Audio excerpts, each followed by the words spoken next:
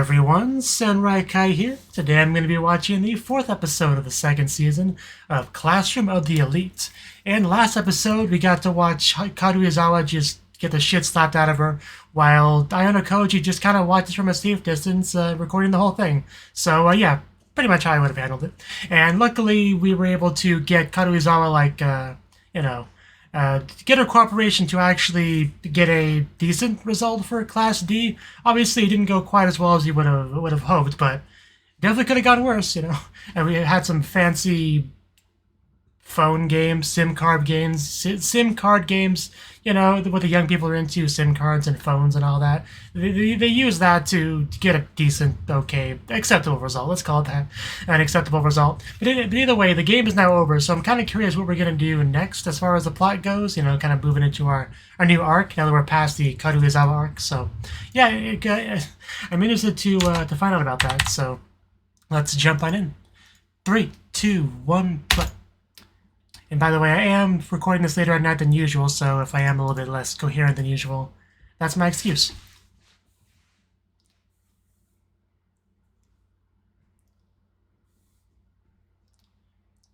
Okay, looks like we're off the boat.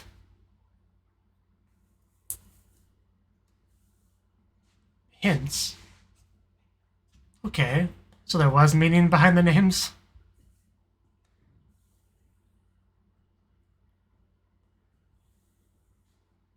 I would not have figured that out, no.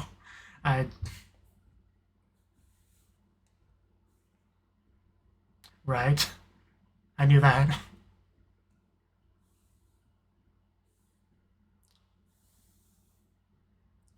Okay.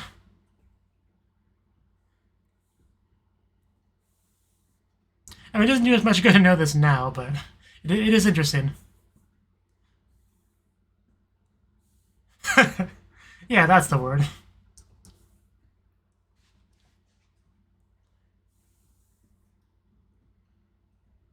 Yeah, that's the big thing. You have to know a lot of VIPs to even have a chance of figuring that out. Frickin' Ryuin.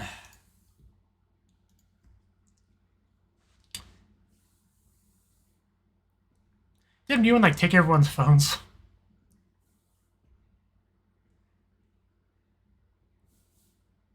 That definitely would piss people off.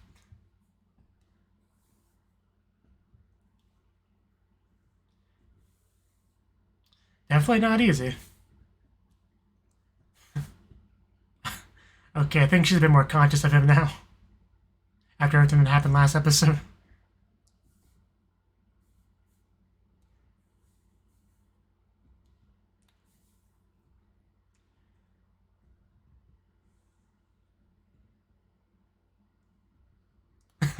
Yes. Solo play does have its limits, and yeah, he recently recruited Karuizawa into the fold, so obviously he's aware of that. But that sort of thing has always been what Susan has struggled with more than Ayano Koji. Like, I think even her brother called her out on that, like, really early season 1. But I mean, it's a character flaw pretty much everyone was aware of, you know. She was very much not a friendly, easy to talk to, approachable sort of person. That wasn't her. Ayano Koji kind of trying to improve that. I think we have definitely come a long way from episode 1 of season 1 in that regard.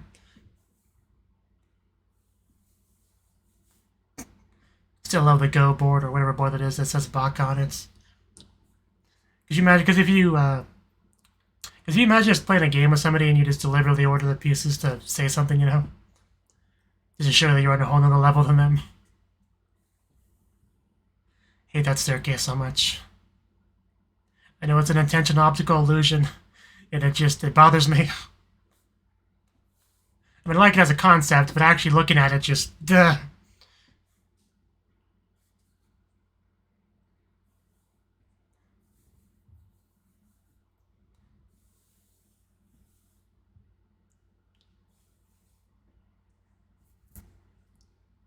Okay.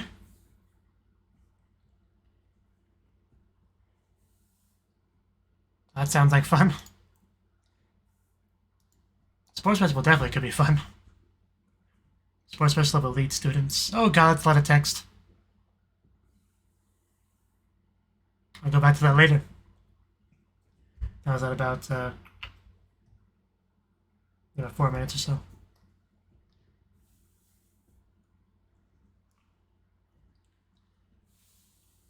That's and everything.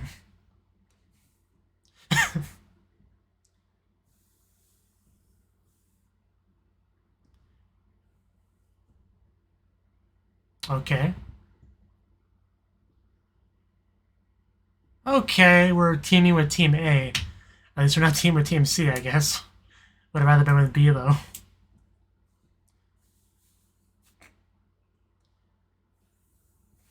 He's already showing that Team Red spirit. So, what do you think about this, Susan?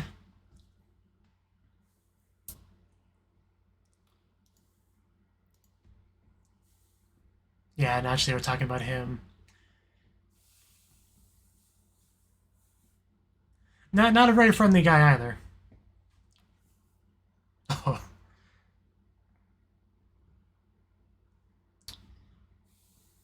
Do I have to?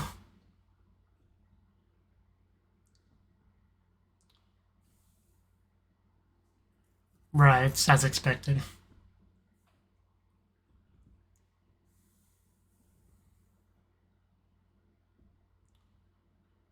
£1,000 points.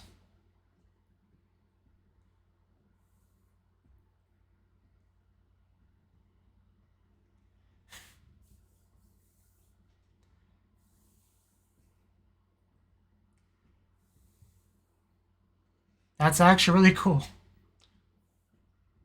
Like, because yeah, usually academics and you know, physical. What's the opposite of academics? You know, they're very separate things. But so if you could actually take some of your one to the other, what you actually excel at to help what you don't excel at would definitely be very beneficial.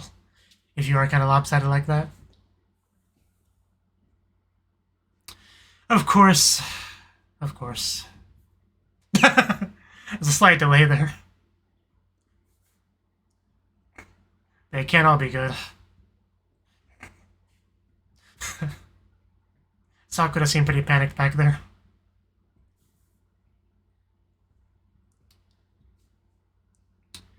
$100-meter dash, hurdles, top of the pool, ball toss. When the girls toss the balls, that's good.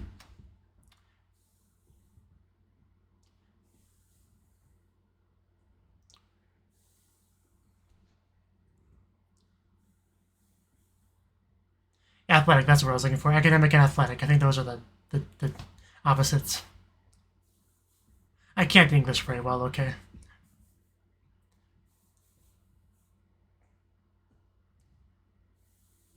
Okay. I mean, it's to be expected with this kind of school. Give the students a lot of freedom to screw themselves over. That's should be their motto. If you get screwed over, it's probably mostly your own fault.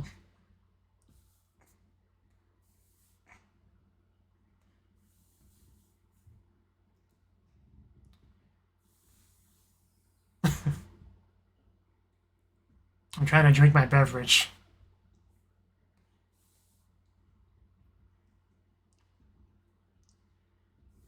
Yeah, I'm also not seeing much of a difference.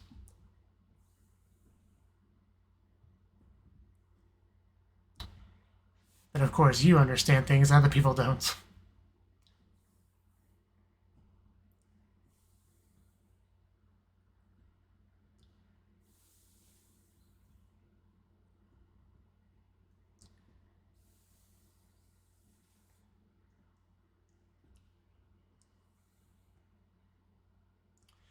Okay.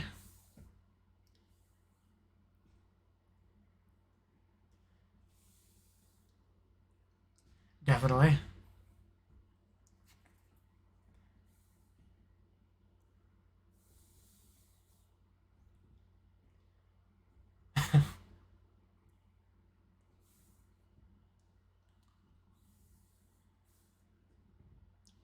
Doesn't everyone? How horrible.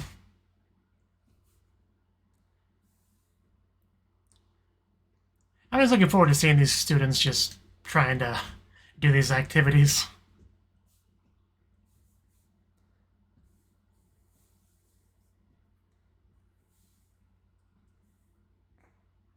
Because it almost feels weird to see them do like such a stereotypical school thing after doing all these very eccentric, unique stuff like island survival and stuff.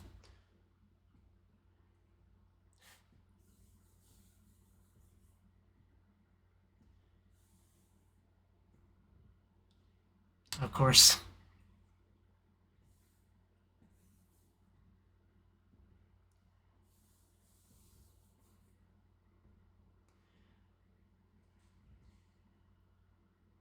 Do you have a guarantee of something else?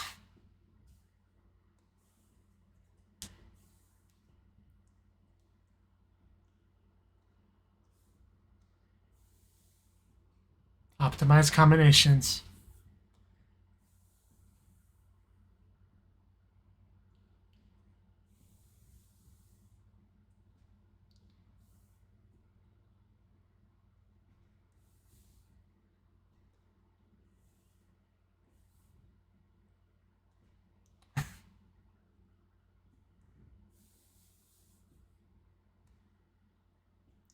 I bet.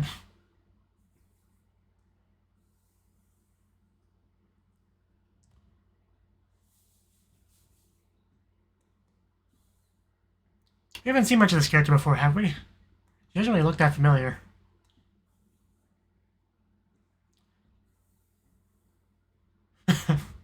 That's not bad advice, but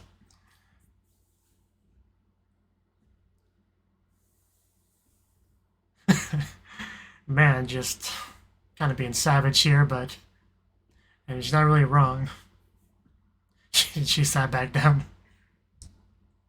Okay, Karuizawa has something to say.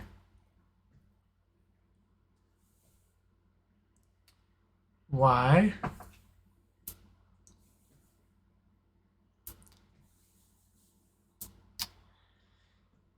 almost feel a chill in the air. But it's impressive because I'm sitting here sweating.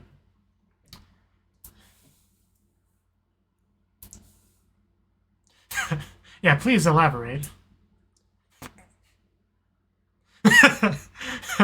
A very slight eyebrow twitch.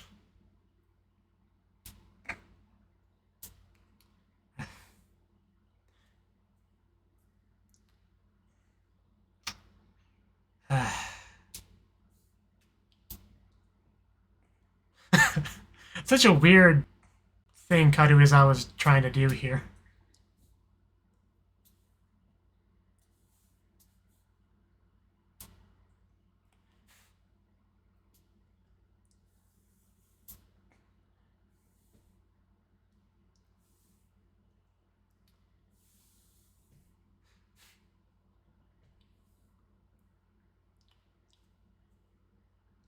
Yeah, surely Kushida has an opinion here.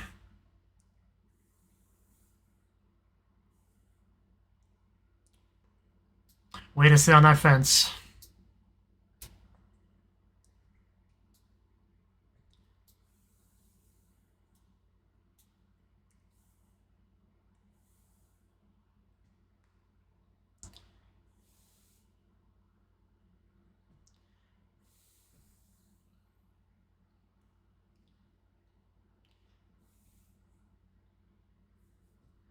As always, this really does sound confusing.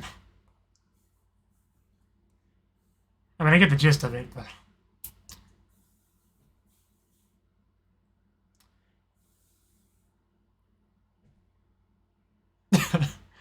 I agree with Karuizawa whatever she says. It's not... A debate's not really that fair when one of them's a lot more popular than the other.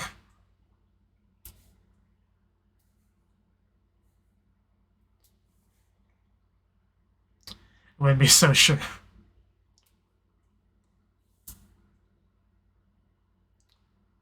Yeah, she's really trying to crowd against you here, Susan.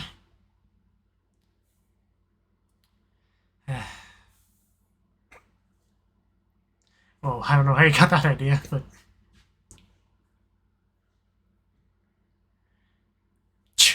Coming in here with his Democratic majority vote attitude.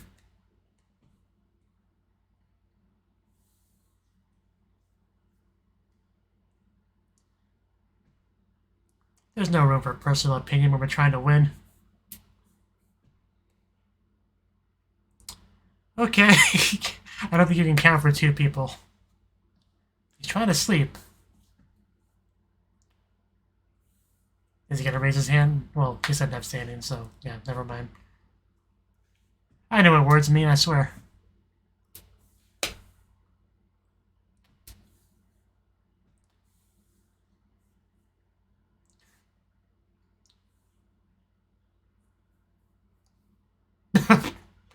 Okay.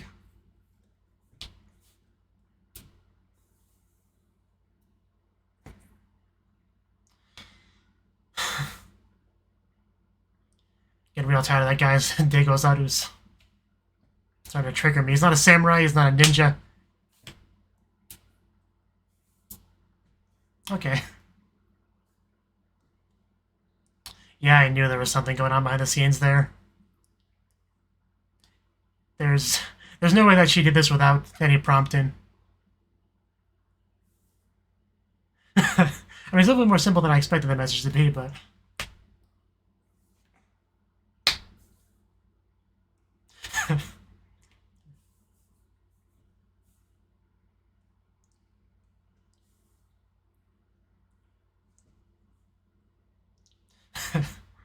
Yeah, I mean... There's no way Karuizawa's gonna even understand a lot of how he's thinking.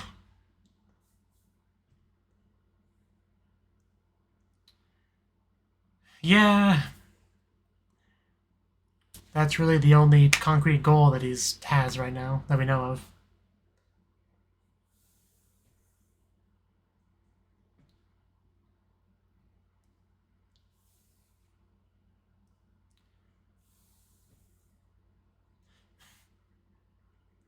Like how she phrases it that way when he literally is, you know, a buffer right now.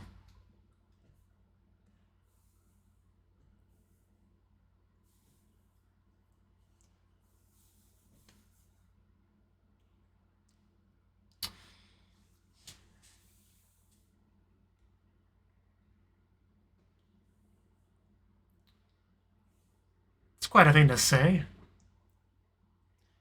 Yeah, I'm more or less just as confused as Karuizawa is.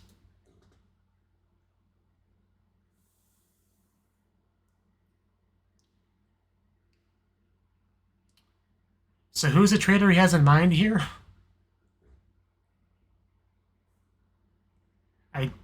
Okay, I guess he gave us something to think about. Ah, yeah, the grip thingy.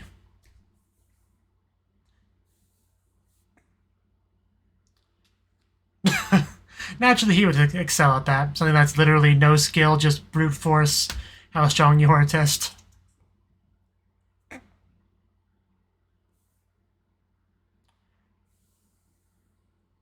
you feel like doing anything ever? Like, ever? At all? You are such a just piece of cancer to our class.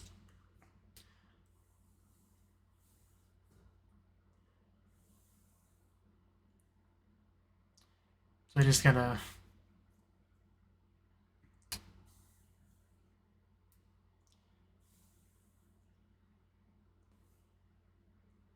Right. Who doesn't know that? He's gonna get like Izaki 60.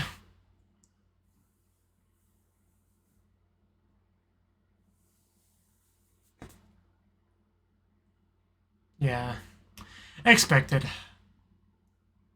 Didn't you also deliberately get like barely passing scores on the like entrance tests or whatever?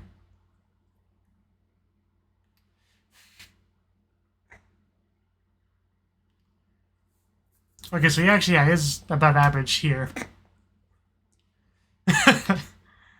Can we round up, please?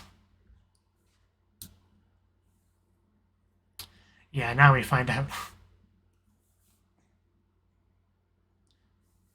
He's like, can I retry it? I feel like I get a different score next time.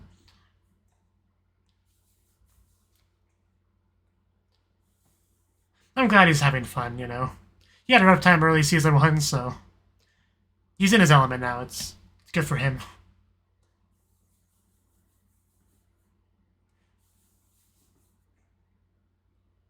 That's what she said. Sorry, something in my throat.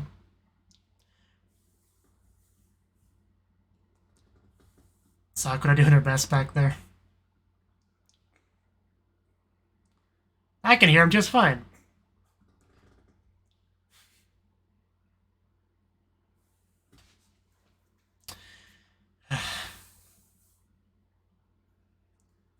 Yeah, three-legged race. That's the only thing that makes sense. Makes sense with that conversation.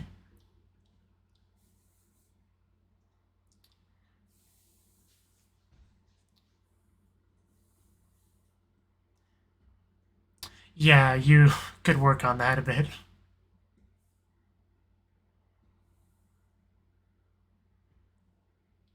I mean, it's not like I don't get your perspective, but you're too rigid in your way of thinking.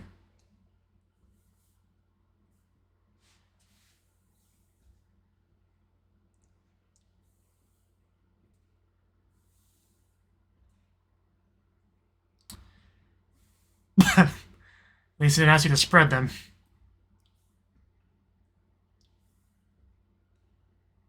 Why not?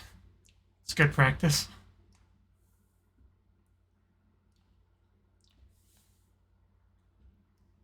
I'm sure he could if he wanted to.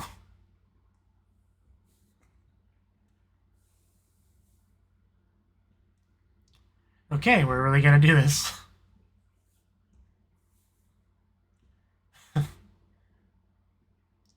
Yeah, going pretty well.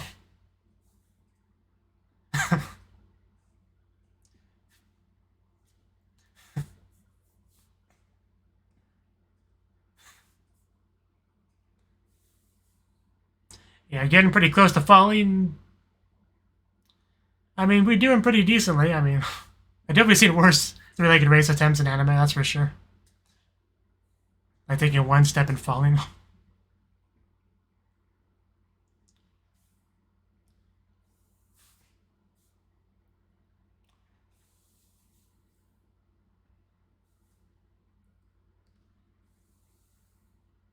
Oh.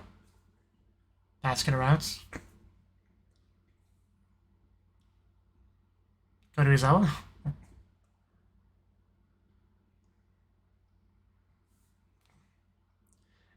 Why?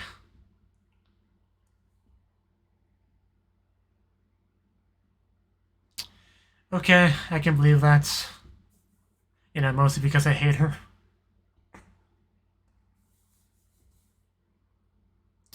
But other than that bias, you know, that is a bit of a revelation.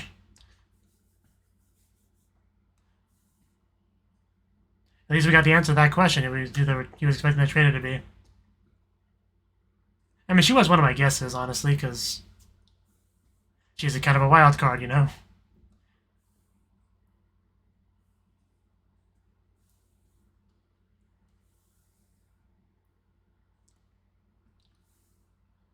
But I would love to get some more clarification on that.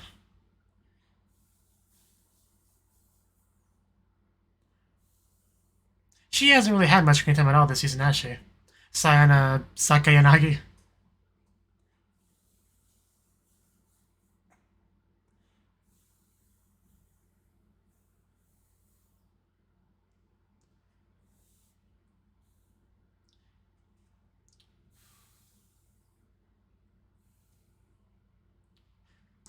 I really should like rank the different poses. Because, I mean, obviously, you know, Ibuki would win there. But Suzune would probably be top 3 as far as all the poses in the CD goes. And that one we see a little bit before, you know, Ibuki gets her turn is really definitely top tier.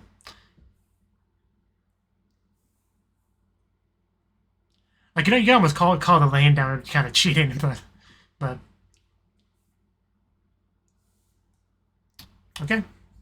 Well, we have our new arc, and now with episode 4 of Classroom of the Elite season 2, our new arc is starting, and we're also kind of like having a athletic festival, right? Which, like I commented on, definitely feels weird to go from all these eccentric, unique sort of things to something I've seen in anime several times, right? Because all that cruise ship stuff, the island stuff, it kind of makes it feel like these characters are larger than life, outside of a realm of common sense, that sort of existence. And now with this, we kind of like pull them back down into a pretty normal thing. Obviously, it's not really all that normal because the school has its very unique aspects that tie into points and tests and all that stuff, right? There's always unique rules and stuff applied to it, very important stuff on the line, and trying to, as always, give the students as much freedom, as many infinite possibilities as you can. That seems to be their idea, right? Also, didn't they mention something about like there being two teams, red and white, and combining class D and A for team red, and presumably class B and C for team white. I mean, I guess it makes sense for those combinations because the lowest at top going together to balance each other out, and then B and C are only ones left. But well, obviously it would be ideal if he'd be with class B, but that would just be too convenient. But yeah, definitely give a lot of freedom to exactly how we approach this, right? And I just said I want to go back to the paper, and I will do that now. It was around 4 minutes, I think I said. Yeah, regarding sports festival and competition points distribution, rules and teams for sports festivals. The sports festival format will involve splitting the entire school into red and white teams. This year, the teams will consist of, pretty much, I already said all this stuff. Okay, point distribution for mandatory events, individual. First place gets 15, second place gets 12, third gets 10, fourth gets 8. Positions 5th place and below each receive 1 fewer points. The next position up, okay, it's not too complicated. For group competitions, the winning team receives 500 points. Alright. Yeah, because they separated into 2 different things, mandatory and voluntary. They also specified that voluntary was like worth more points, I think they said. But yeah, first place receives 50 points. Yeah, that's obviously a lot more than the 15 over in the mandatory section. Then 30, 15, 10. I mean, 4th place isn't that different, but otherwise, yeah. Triple point values are awarded for the final relay race. Okay, so some kind of comeback potential, I guess, with that. Yeah, classes in all years of the team that receive fewer overall points will lose 100 class points. Yeah, there's always the... that can't just be like carrot, there's also got to be some stick. There's got to be some risk as well. But, okay, at least now we got to read the point. Nothing really too mind-blowing there, just kind of clarifying specific points and stuff, mostly.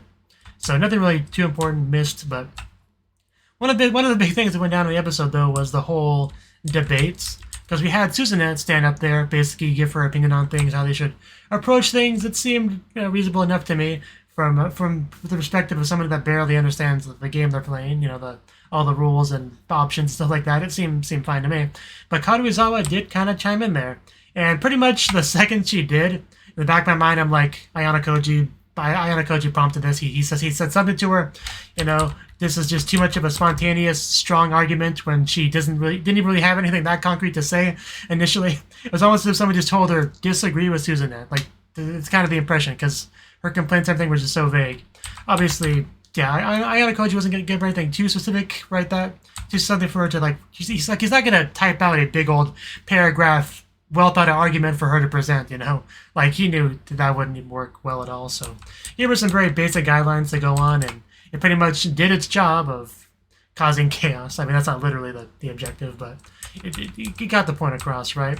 Definitely did not work out well for Susanette one bit. We had I don't know who it was, but somebody said something like, I thought she was nicer than this, which I thought was funny, because obviously she'd been getting a little bit more liked in the classroom, partly because of what Ayana Koji's been doing, where he's kind of like lets her take credit for things that he did. Like, I know that kind of helped, obviously, but other than that, like, what made you think she was a nicer person? And I don't know.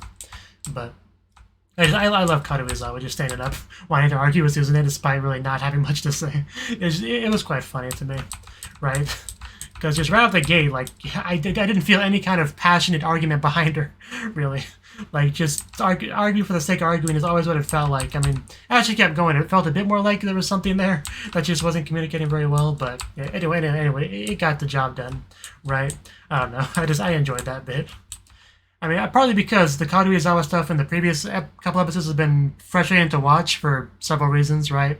So just getting to see like prime Karuizawa here, it was just fun. But just explain it so an idiot can understand. I don't know. It was good. Anyway, moving on now. We have also the grip thingy. I think that's the official name for it. And let's see, I'll go back to this conversation specifically. What does he ask? Yeah, what's the boy's average grip strength? I was a little bit, there was like 2 conversations going on at the same time, so I kind of missed it. I assume that was what he was saying, though. Yeah, so basically, Ayano Koji's a smart guy, but this was fairly stupid. He asks Pseudo, of all people, what the average is, and without getting a second opinion, just decide, okay, that's what I'll get then. Which, I mean, being able to do that, it's really, really impressive, you know, in and of itself. But he did explain the complicated muscles and stuff about how you can do that, so sure, I guess that works. But, yeah, then he found out afterwards that was not the average, that was above average, and thanks to Pseudo's ignorance, he got above average now. And you can't really go back on that, you know. You're not going to suddenly get weaker all of a sudden, so if you do it again and get a lower score, it's just going to be kind of suspicious. It almost reminds me of, like, what's the show I'm thinking of? Was it One Punch Man? No, it was some... Okay, no, Psyche K, that's what I was thinking of. Where he deliberately has to hold back because he has psychic powers so he can, you know, be god level. But he has to work really hard to try to not stand out and try to be at that relatively average level, right? Yeah, the disastrous life of Psyche K, that's what I was thinking. Okay, One Punch Man. But yeah, that's, it reminded me of that. I wasn't sure what it was reminding me of as I was watching the show, so I tried to really figure it out just now, and luckily I did, so that's cool. And we have a 3-legged race with Suzune. It's going about as well as you would expect, you know.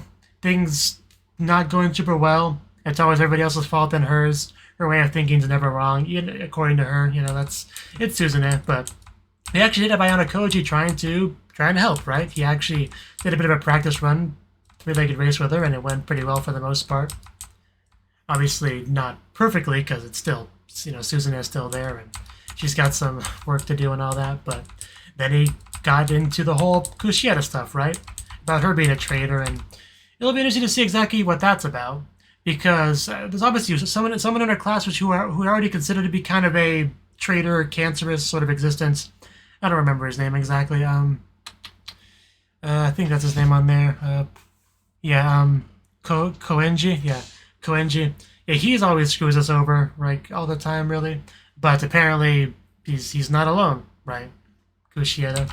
So she's been kind of a mystery for a while. Like, it was pretty early on in season 1 where she, you know, tried to manipulate Ayano Koji into silence, you know, threatened to ruin his life, just casually, as you do. He didn't even, you know, threaten her to say anything or anything, you know. He gave no indication that he was going to say anything to anyone, and she still threatened him into silence regardless. So, yeah, I never liked her after that, right? But we did have some stuff from Ayano Koji there where he's kind of curious about what her deal is, really, because she does put on that mask and pretend to be a decent person when she's definitely not.